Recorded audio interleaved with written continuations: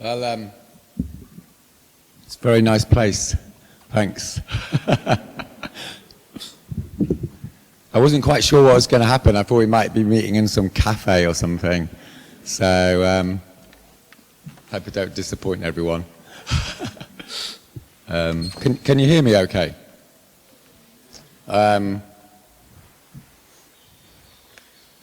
Yeah, so I'm going to talk for about 20, 30 minutes or something, and then Extinction Rebellion likes to be a fairly participatory affair, so we can have a bit of a break, and you can talk to the people next to you about why I've got it all wrong, and what have you, and then you can, then I'm going to carry on for a bit, and then we'll have some questions. So I hope that's okay. I think I've got an hour, is that right?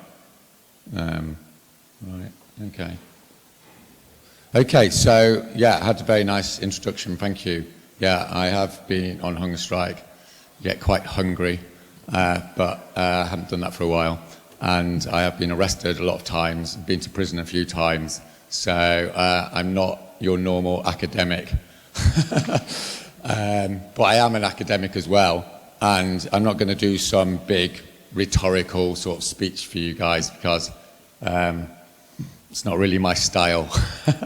But I am going to go through some of the research on how to be effective, and there's a place for rhetoric, and there's also a place for seriously thinking about how we're going to deal with this emergency, which is, if we're to believe the science, more threatening than anything else in the history of humanity. So I just want to say something first, though, about my personal experience, because I don't know if you know, but I've been an organic vegetable farmer for 20 years, and for most of that time I was looking at the soil, weeding spinach and things like that. So I didn't really have that much to do with human beings, and I didn't really want to have that much to do with human beings. But how life changes. So since I started doing research, I did a paper on why climate change, like crisis, was going to bring down the economic and political systems, at least in the Western world, over the next 2 or 3 years. And that led to the foundation of Extinction Rebellion in April last year, when 15 heretics got together in a cafe. Wasn't a very nice cafe either, but and we decided we were going to have a rebellion. And as you can imagine, we all felt a little bit silly about it, because it's not the normal thing to do. But we did it anyway, and as everyone probably knows, it's turned into a global movement, and now there's 100,000 people signed up in the UK, and tens of thousands of people around Europe signed up. And I just want to say that over the last 2 years, everything's changed dramatically, I would say, on the climate debate. And my prediction is, you haven't seen anything yet, that what's going to happen over the next 2 years is going to blow your minds. And it's going to blow the minds of the people in Brussels and all around Europe, because we're on the verge of some of the biggest social and political, emotional and spiritual changes the human race has ever seen. Because, as you may know, we're heading into an extinction event. So I just want to give you a little flavour of my new life. Because as I say, usually I'm weeding spinach and stuff, but now I'm in this big office in London, and every day some important person phones me up and wants to talk to me and stuff. And about 2 or 3 weeks ago, I talked to a billionaire. I'm not sure whether he was a billionaire, but he was quite rich anyway. And he knows Bill Gates, so that sounds like rich, doesn't it? Anyway, so he's mates with Bill, and anyway, I had to talk to him, so I was a little bit nervous, as you can imagine. And anyway, it turns out that his house was burnt down in one of the forest fires ravaging California. So he's not happy. In fact, he was in a total panic. And he said to me, Roger, whatever it takes. So that's quite interesting coming from someone like that. And then a week or two before that, we got phoned up by this diplomat. And I have to confess, I'm not that well up on diplomats, but it was a top one, a top diplomat. I don't know what they're called, but maybe you know that. Anyway, the upshot of it is he's one of the organisers of COP. And I don't know if everyone knows, maybe people do know, but it's this thing called the COP. And every year, all the important people around the world get together to sort out climate change. And every year they get together and decide to do nothing about climate change. And you might be familiar with that routine, and that's been going on for 30 years. Anyway, I thought he was going to say, come and do a speech or something. Anyway, it turns out that what he wants Extinction Rebellion to do is cause chaos at COP. Chaos. We can see what we can do. But he wants us to close it down. So this is the guy organising it, right? I don't know. So anyone who wants to fly to Chile, then you know what to do. So, and then a few months ago,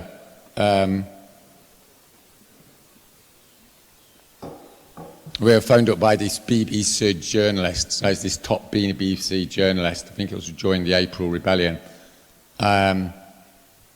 He phones us up to tell us how to effectively close down Parliament. So this is a guy on telly every other night wanting us to shut down the British state. So that's interesting as well. So I want to try and communicate that I've been propelled into this sort of movie, where every week these weird and wonderful things happen. And my proposition to you guys is that in the next year, you're going to be propelled into this movie as well. And I think people of my generation, and maybe lots of you, have this idea that history is something that happened to other people in another time, in another place. It's the films, it's the documentaries, and that isn't us, because we live in this time when history has ended and everything's nice and calm and civilized. But it's not going to carry on like that. And sooner or later, and I predict in the next year, you're going to get propelled into this mad movie. And very quickly after that, the people of Brussels are, and the people of Belgium are, and the people of Europe are.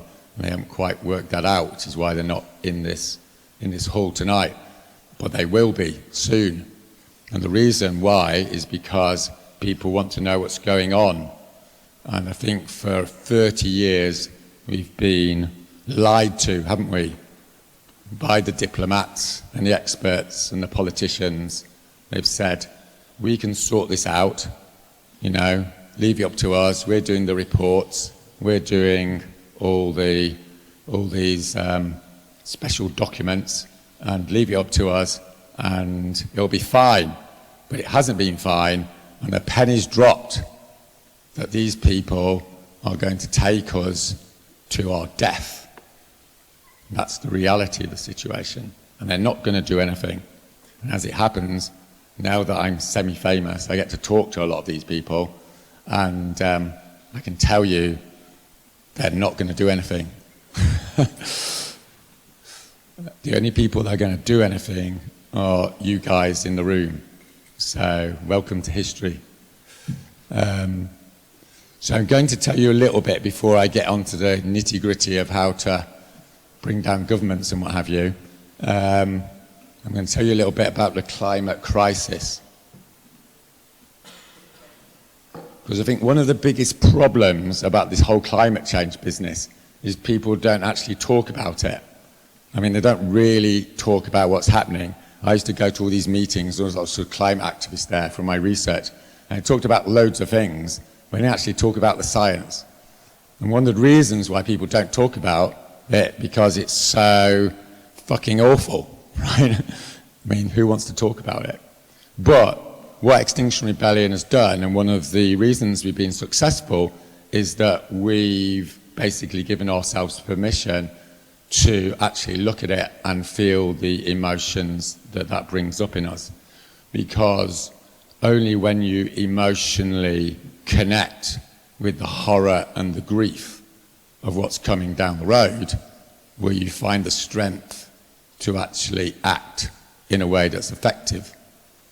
So I'm just going to go through my favourite, if that's the right word, killer facts. So the first one is about the Arctic. You may know this. The Arctic's melting, and it's nothing unusual. And it's ice, gets warm, and it melts. You don't need an expert to tell you that. And it turns out that the ice is melted, 70% of it's melted in the summer in the last 30 years. And it's been in the news, hasn't it, this week about Alaska and Greenland and what have you. So it's not like melted 2%, that would be of concern, or it's not melted by 10%, that would be a reason to panic. No, it's melted by 70%. And there's a Harvard professor 2 or 3 weeks ago, and he said it's 100% guaranteed to be, all the permanent ice is going to be melted by the end of 2022. But you don't need to be a Harvard professor to work this out.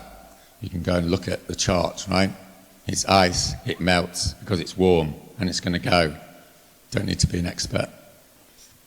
And when it's gone, this is a thing called the latent heat effect, which means that the ocean will warm up dramatically and the jet stream will become chaotic, which basically means the weather systems are going to become chaotic in about 10 years. And that means what they don't tell you, which is you're not going to be able to grow food. And then they don't tell you what that means. But what that means is people are going to starve. The scientists don't do those last 2 bits, have you noticed that? Because they don't want to upset people. But that's the fact of the matter, is people will starve. And the second killer fact is that we've warmed the planet by, 1.1 degrees. Most people know that. And we've got this Paris thing. So most people that talk about climate change, don't they, talk about this Paris Agreement thing. Fact of the matter is, the Paris Agreement is the biggest act of mass delusion in in global history. It's rubbish. I'm in academia, I talk to academics all the time, and they all know it's rubbish. It's a big lie. 2 degrees centigrade is already locked in, because we put loads of carbon into the atmosphere already, and it doesn't come through for 30 years. So even if we stop putting carbon into the atmosphere tomorrow, it's still going to warm up the world. In the scientific literature, it predicts by 0.7 degrees. So that takes us up to what? 1.8. There's a sort of brutal maths going on here. And it turns out that once we got rid of fossil fuels, the pollution that it creates will fall to the earth, and the earth will warm up even more because there's no pollution hiding the sun's rays. So that could be up to 0.7. So let's say that's 2.5. There was an article in The Guardian the other day. I don't know if you read The Guardian, but they do these articles every now and again which sort of basically say it's over, but they don't actually say that. But there's an article that said that the latest research is that when you heat up the world, you heat up the soils, and when you heat up the soils, they let out carbon, and that's going to heat up the world by 1 degree centigrade by 2050. So I make that, 3.5, and that's before methane, before the Amazon gets cut down, before the forest fires, before 50 feedbacks in the scientific peer-reviewed literature that are going to lock in. So I don't know where anyone got the 2 degree idea from, apart from the PR departments. You know, we're heading to hell. That's the reality of the situation. And then the third killer fact is that in pre-industrial times, there was 280 parts per million of CO2 in the atmosphere, and it's been going up exponentially for the last 100 years. So this is, again, it's pretty simple, brutal, basic scientific maths. So it used to be going up 1 part per million, Now it's 2, it was 2. When I started telling people about the climate crisis, I felt a little bit embarrassed because I used to say it's going to go up 3 parts per million soon. And last year it went up by 3.5 parts per million. So it's on 415 now. And so we can do a bit of maths. If you take 10 times 3.5, that's 35, plus 415. In 10 years' time, it's going to be 450 parts per million.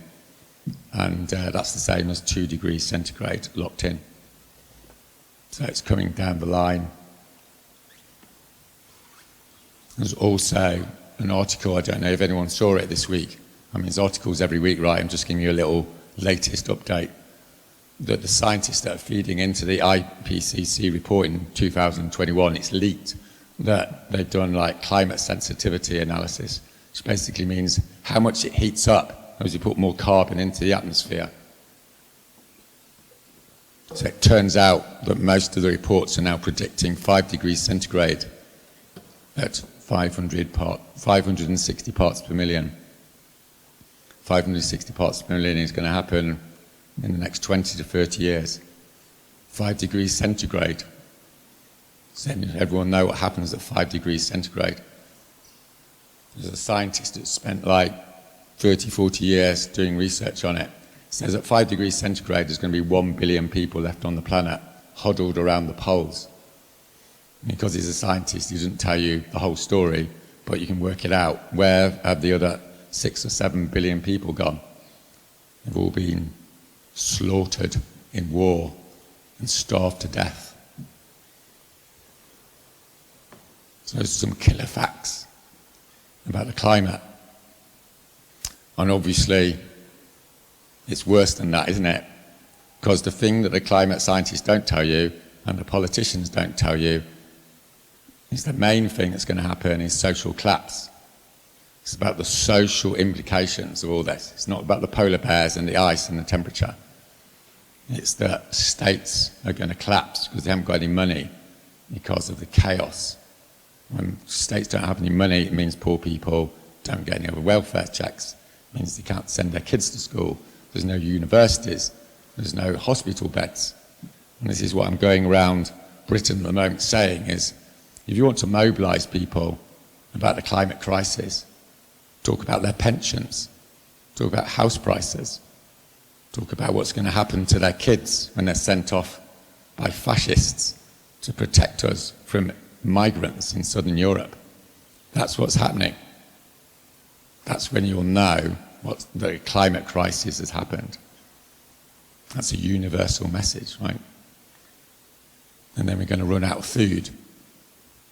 There's a guy that I know who's a sustainability professor. He predicts there's going to be mass starvation in Europe in the next 3 years. Right? He's a top professor, he's not an idiot.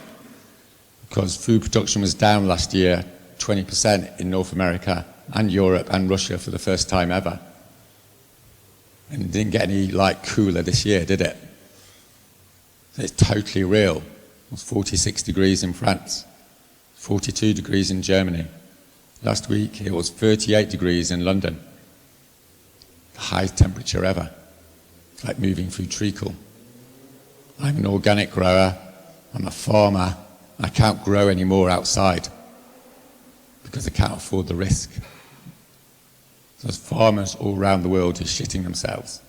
Hundreds of millions of farmers are shitting themselves because they don't know what to grow anymore. It's not good.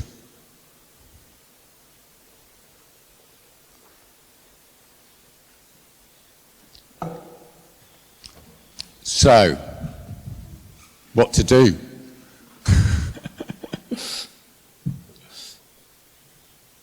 One of the things about mobilizing people is you have to tell them the truth. And a lot of people get confused about this. They say, if I tell you what I've just said to you in the last quarter of an hour, they're going to get depressed and despairing and all the rest of it. And they're true. It's true. People will get despairing and depressed. But some people will decide to act. Some people will decide it's so bad they can't live with themselves any longer and they need to act. And the severity of the truth mobilizes them to act in an effective way. So I predict that maybe 50% of you will go away depressed and you won't do anything. Maybe 50% of you will. And that 50% of you that will are going to change the world. I'm not exaggerating. I've done research on it. So, in the 1960s, there was a guy called Martin Luther King.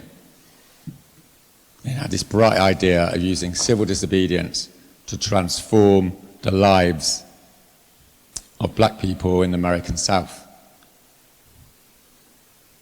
People in the American South had been working for 70 years using conventional campaigning techniques to improve the lot of black people. They'd gone to see their representatives, they'd had petitions, they'd sent letters. Does this sound familiar? And they hadn't got anywhere. And in 10 years, Martin Luther King transformed the environment. But the joke is that he only had 2 books to go on: the autobiography of Ghandi and the Bible. But the good news is, since then, there's been systematic research on how to rapidly change society in a progressive way, effectively. And one of the main academics is called Erica Chenoweth. And she came and did a lecture to the UK earlier in the year. And she's done 10 years research on it. And she said, we no longer have any excuses. So my suggestion to you is, you no longer have any excuses, because we know what to do. And what we need to do is mass participation, civil disobedience. This is what works. It's what works. The campaigning that's been happening for the last 30 years has not worked. I've been doing it. I'm sure a lot of you have been doing it. And we're all great people. And we've all been working really hard. But it hasn't worked. Carbon emissions have gone up 60% since 1990. Everything I've just told you at the beginning of this lecture was told to people in 1990 by scientists. Nothing fundamentally has changed. We've just had 30 years of failure.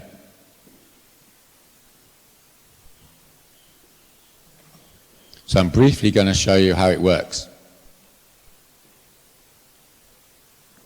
I'm going to talk to you about civil disobedience, then we're going to have a little break, and then I'm going to talk to you about how to build a movement. And then we can have some questions. So civil disobedience works for 3 reasons. First of all, it's disruptive. The first rule of rapidly changing a corrupt society is nothing's going to happen unless you disrupt that society. For the simple reason that no one's going to take notice of you unless you're disrupting their lives. And attention is the first step towards social change. No attention, no change.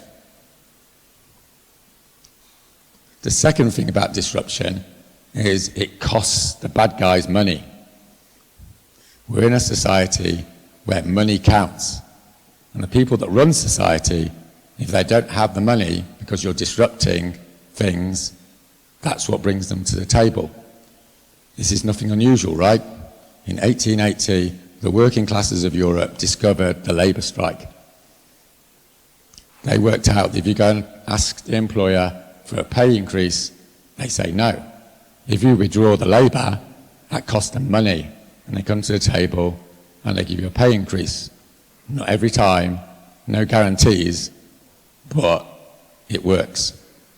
So what we have to do is disrupt the elites and the people that are making lots of money out of the destruction of our civilization.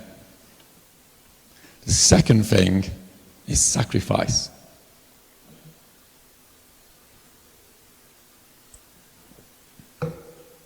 terrible thing to say, but the fact of the matter is, unless people suffer for the cause, you're not going to be effective.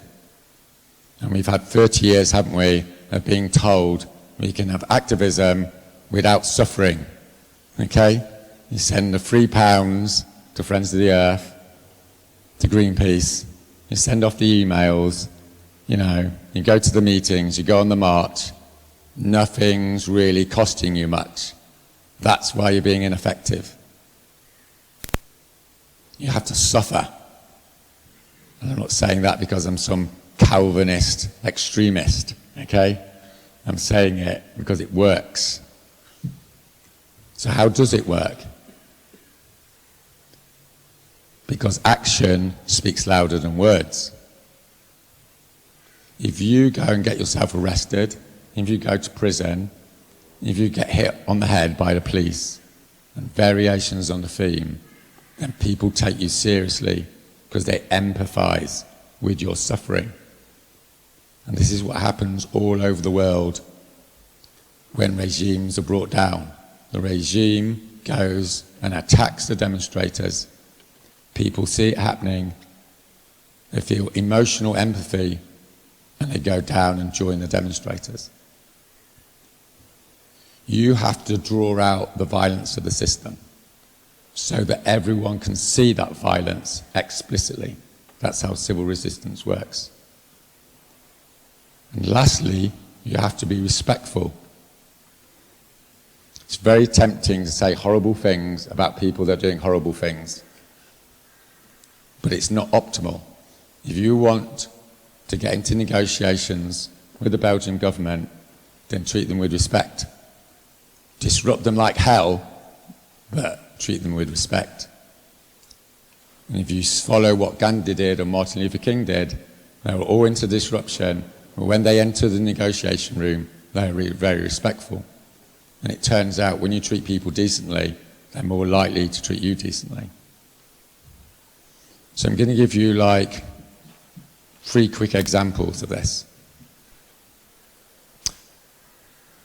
In 1931, Ghandi, with 78 followers, started a salt march. It's the most famous act of civil disobedience in the 20th century. He only started off with 78 people.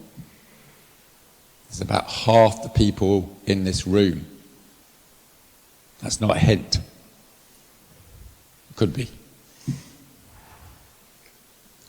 He set off to the coast to make salt in the sea.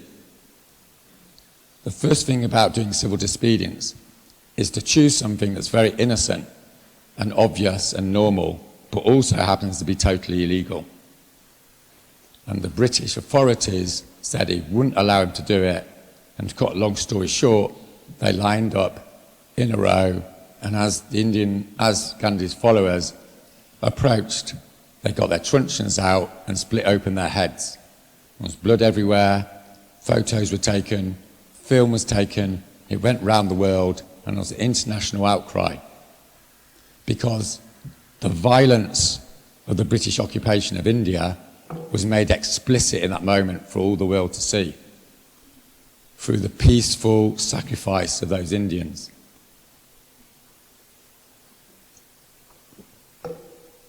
This is what happens when people are serious about bringing about change.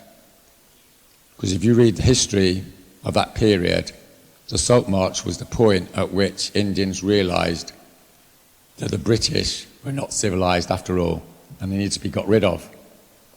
And that was the tipping point. And 10, 15 years later, they got their independence. And if we fast forward to the civil rights movement, there were, one of the campaigns was called the Freedom Riders. Started off with 25 people. There's about a quarter of the people in this room. So don't pretend that you can't change society without a lot of people, okay? It all depends on what you do. So these 25 students decided to get on the buses, black and white students next to each other, and they went down to the American South. But all the rest of the civil rights movement phoned them up and said, don't do that, it's really stupid, you're going to upset people, it's not going to work. This is the second lesson, which is when you engage in high-level civil disobedience, everyone thinks it's a bad idea, okay? When I did my hunger strike at King's College, all the seasoned activists, you know what they said? It's a really bad idea. Turned out to be the fastest divestment campaign ever because it involved sacrifice. So those guys, they went down in the buses, and you know what happened? The Ku Klux Klan set light to the coach, pulled them out and beat them up. But what happened next is 25 more students went down, and they got hauled up in a big coach station surrounded by a mob. What happened then was on the front pages of the newspapers. Because when you draw the violence out from the system, everyone starts reading about it. It becomes news. And the Kennedys read about it. And what happened next is hundreds of people started coming down on those buses out of solidarity. So this is how to create mobilization. Mobilization is created through sacrifice and disruption. It's not created through leafleting and emailing. It's created when some courageous individuals step forward and sacrifice themselves for the greater good. So at the end of the summer, there were 500 people in prison in Mississippi doing hard labor. 500 people. Actually, that's not many, right? It's only about 3 times the number of people in this room. It was at that point that the federal government cracked. The most powerful government in the world cracked because 500 people went to prison. And they brought in era-busting legislation. So the last example is the Children's March, 1963, Birmingham, Alabama. There's a DJ, and he sent round this secret signal, it's called D-Day, where all the kids in Birmingham, Alabama were going to come out and commit civil disobedience. He came out of school on the day, a bit like the Fridays for a Future, but a little bit more dramatic. They came out, they went down into the centre of Birmingham, Alabama, went into a Baptist church, came out the front side and started marching along the road. Notice, it was an innocent act. And they all got arrested. They requisitioned coaches, 50 kids were arrested at a time. At the end of the first day, there were 1,000 kids in prison. 1,000 kids in prison. What happened next? Did everyone give up? No. The sacrifice inspired more people to step forward. That's how it works. More mobilization happened. At the end of the second day, there were 3,000 kids in prison. 3,000. They kept going day after day. On day 8, the authorities gave up. They collapsed. 70 years of conventional campaigning, and in 8 days, a different tactic worked. Mass participation, civil disobedience. That's what works. You might not like it, but that doesn't mean it doesn't work. Okay? This is one of the things about climate activists. They sort of criticize people who don't accept the climate science. And then they get a little bit tricky when they're confronted with the social science. Okay? Because if you're concerned about saving Brussels and Europe, what needs to happen is you need to learn from history and how people brought about change when they decided it was serious. When people get serious, this is what they do. And this is what the research of the last 30 years has shown. So I'm going to stop there so you can have a little chat with each other for a few minutes and I can have a drink. Because I keep talking too much and I keep losing my voice.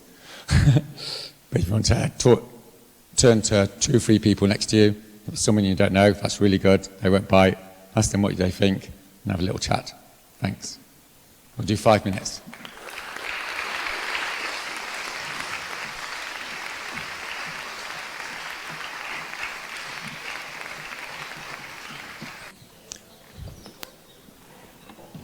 I forgot to say at the beginning is what I'm telling you is only my own views. So when you disagree with me, that's cool. Don't worry. It's only me. Okay? I mean, I helped set up Extinction Rebellion, but as I'm sure you know, there's lots of variety of views in Extinction Rebellion, but I'm talking to you tonight primarily about my own orientation. Obviously, lots of other people have similar views, but it's my personal take on it. And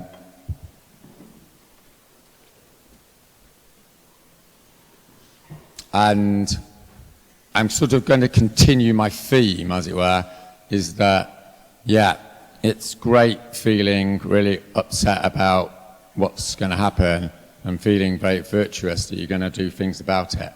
But what enables you to actually be successful is concrete knowledge about what to do. And that's what I'm going to focus on in this lecture. I've given you some information about the overall situation with civil disobedience. And now I'm going to give you some overall information about building a movement, which is the other side of the equation. So one of the outcomes of Erica Chenuous research is that one of the primary factors in whether a civil resistance movement is successful is how organized and knowledgeable the activists are. And one of the reasons the Occupy movement collapsed was because not enough people knew what to do. It just came out of nowhere.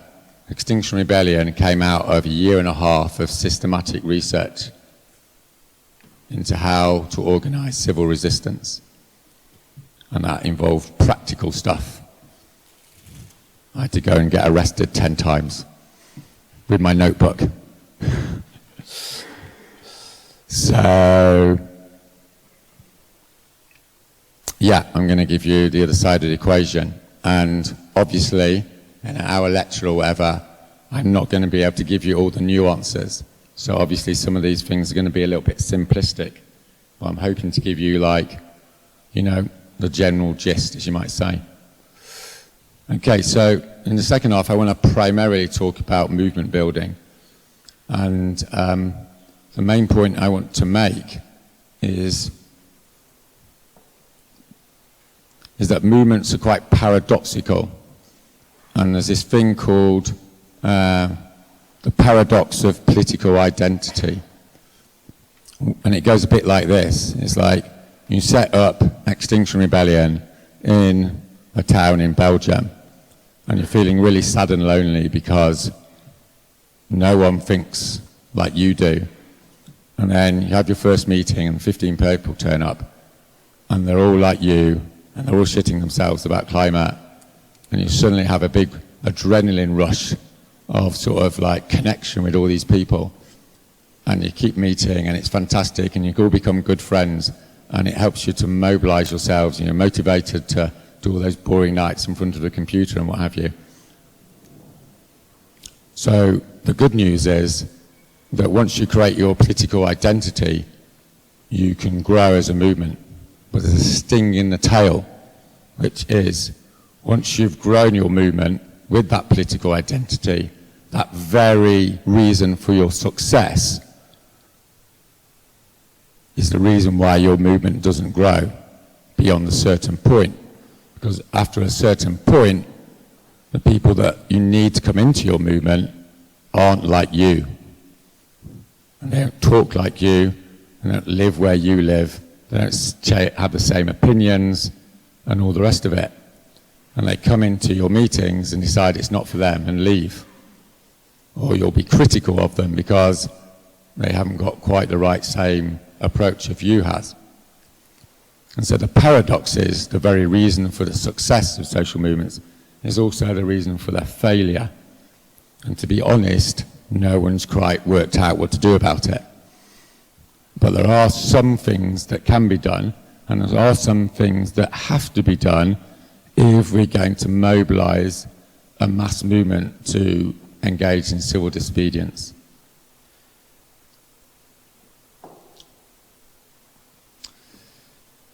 When we started off Extinction Rebellion in the UK, it was basically 15 heretics. We're all on the left.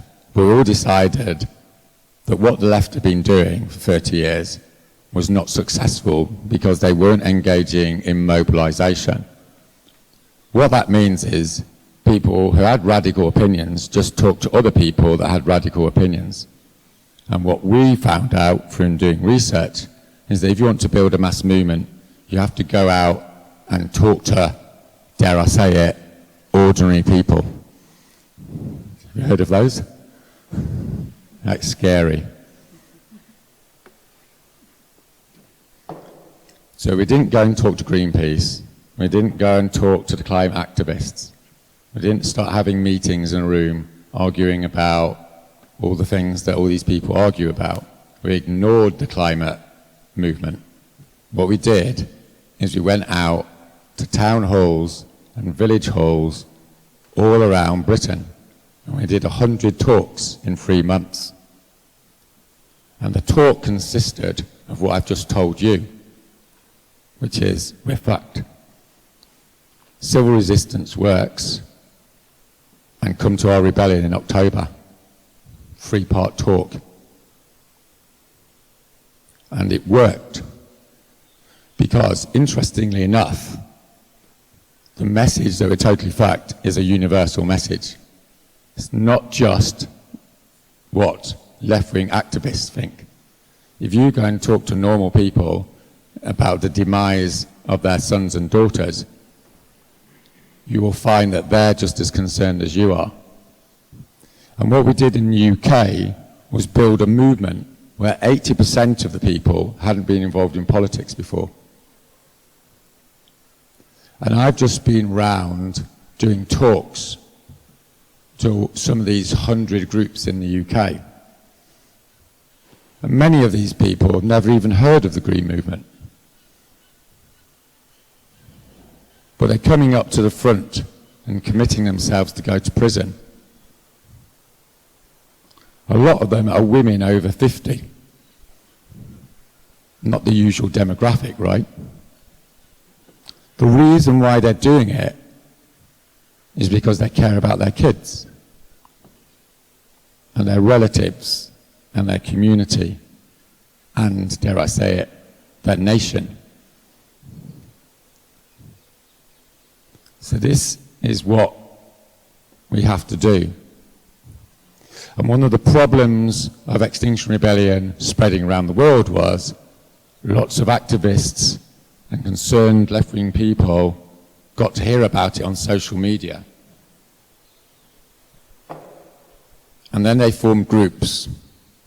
You've got it with other people like them, which was great, because everyone loves each other because we're all the same. There's a slight problem is you get to 20 people in the room and then it stops. And then like 6 months later, you've still got 20 people in the room. So what needs to happen is something very practical, which is you take your geographical area, you split it up into boroughs or regions or towns or villages, and everyone goes out and covers the whole area with talks.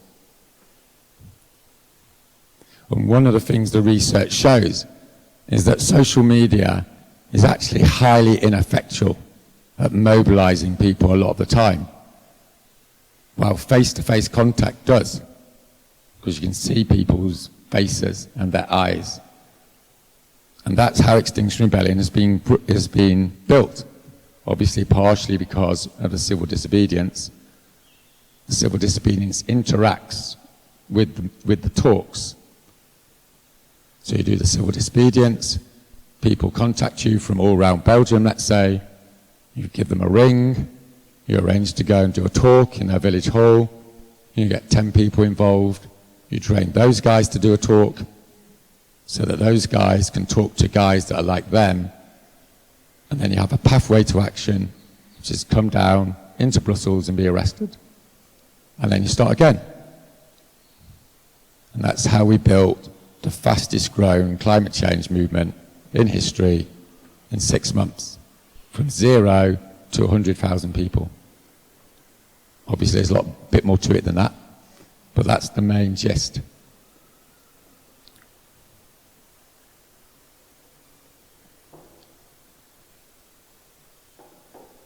So,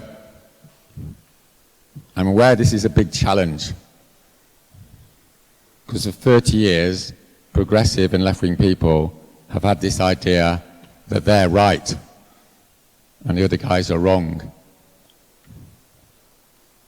But the fact of the matter is, unless we build a mass movement involving people that we don't particularly like, we're all going to die. Because only through mass mobilization can you bring about the structural change that we need to do, which we need to bring about. And if you talk to some of your left-wing friends, you may want to remind them of the 1930s. In the face of the Nazi threat, a lot of progressives around Europe were bickering like they are today about who's right and who's wrong. But at a certain point, the penny dropped. That if they didn't combine together, they were going to die under fascism. And it's the same today. If we don't unite people and bring them together, we're going to have fascism in Europe.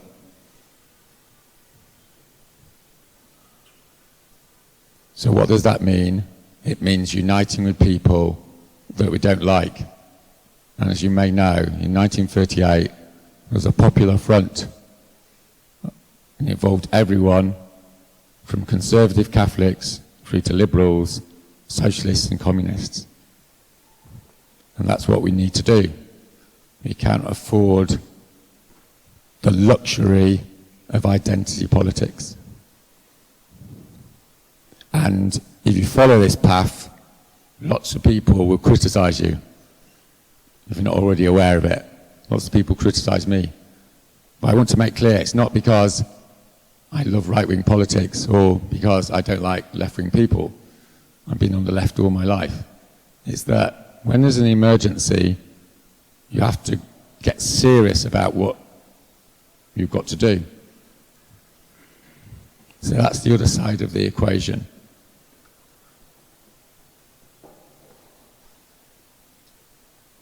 So I've given this talk quite a lot, okay? I've been training people in these general principles for a good year.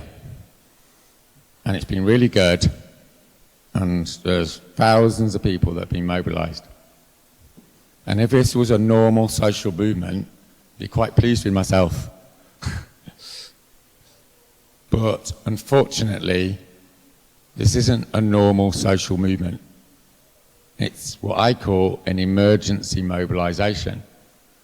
It's not like civil rights or women's rights or slavery, all these things. If you don't get it right this year, it's not going to get worse next year, right? There's always next year. But with the climate crisis, if you don't get it right this year, it's going to be a lot worse next year. And that means we have to become successful extremely quickly, if the truth be known. And that means we have to do what mobilizes people in the most rapid way. And I wish I didn't have to say this, because it makes me unpopular, but I'm going to say it. The fastest way to mobilize people is through high sacrifice. And what I mean by that is people going to prison. This is what people did regularly during the 20th century. And my prediction is when hundreds of people around Europe go to prison for climate activism, things will start to turn. As you may know, in April, 1,200 people in the UK got arrested in 8 days. Millions of people go on marches for climate change and nothing happens. 1,200 people get arrested and there's a sea change in social attitudes. No one knew about the climate emergency before April to speak of. After April, 67% of the British population agrees there's a climate emergency. So that's what arrests do.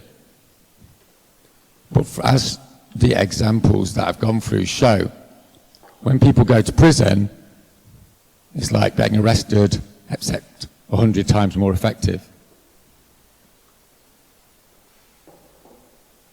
So what we need in order to turbocharge this mobilization is for people to volunteer to engage in activism to the extent they're put into prison. And that's what will bring thousands of people into the movement. After April, 50,000 people joined the Extinction Rebellion in the UK. So there's nothing unusual about this. It's happened many times in history, right? So I'm sure there's some of you in this audience have thought about it. And there's no pressure, but the fact of the matter is, some people will need to go to prison if we're going to mobilize people quick enough to deal with this crisis in the next 12 months. So that you've got a form. This is Extinction Rebellion. It's not academia. You can fill in that form, and there's a little circle where it says, am I willing to be arrested? So next to it you can put, I'm prison, or not. It's your life. It's your decision. And if you think you couldn't make that commitment, that's fine. Because all those people that are going to get arrested and go to prison need your support. And Extinction Rebellion, as you may know, is all about creating communities. Because it's through communities that people get strong enough to do what needs to happen. So I don't know which groups you're in Extinction Rebellion or if you're going to join one. Well, that's a discussion to be had. It's who wants to do it and who wants to support them. And I went to around like small towns in the UK. And 30% of people came forward afterwards to go to prison. Because people realise that's what needs to happen now. And then lots of other people are going to support them. I'm going to go and walk their dog. Always important. They're going to pick their kids up from school. They're going to give a financial contribution. So if you want a ticket, feel free. It doesn't commit you to anything. It's not a contract. Don't panic. But it'll mean that you can be contacted about some of the things that are going to happen. Okay, so I just want to finish off on the bright side.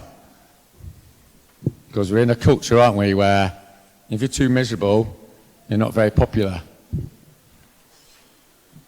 But the bright side of it isn't that it's all right, because it's not all right. The bright side is when things aren't all right, that's one of the reasons why they become all right. So our culture tells us this story, doesn't it? That if bad things happen, it's really bad. But the fact of the matter is, when bad things happen, it can lead to good things.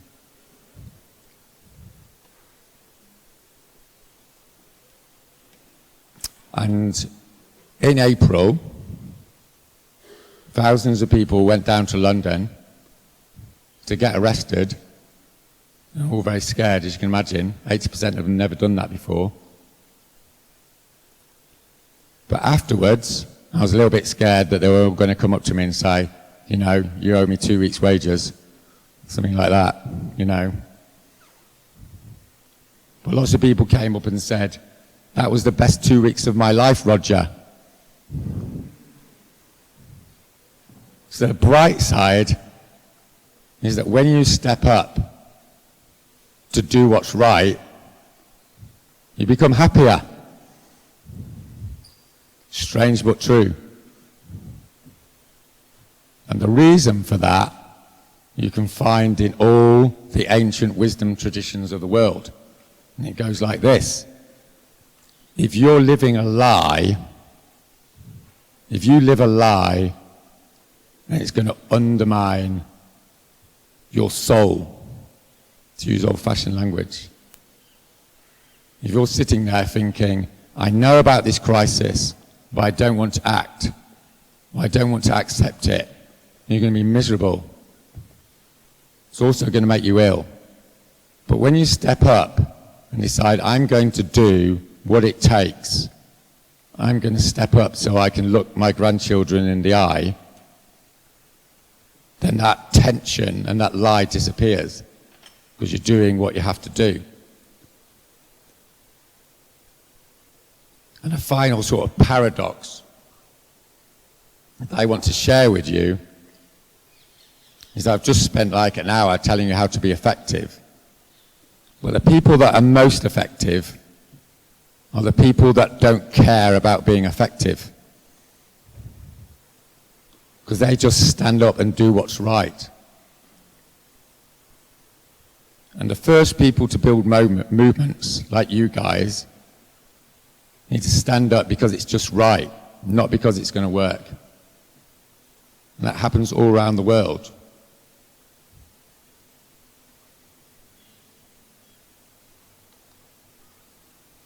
So that's my invitation to you. It's not so bad. Okay, thanks very much.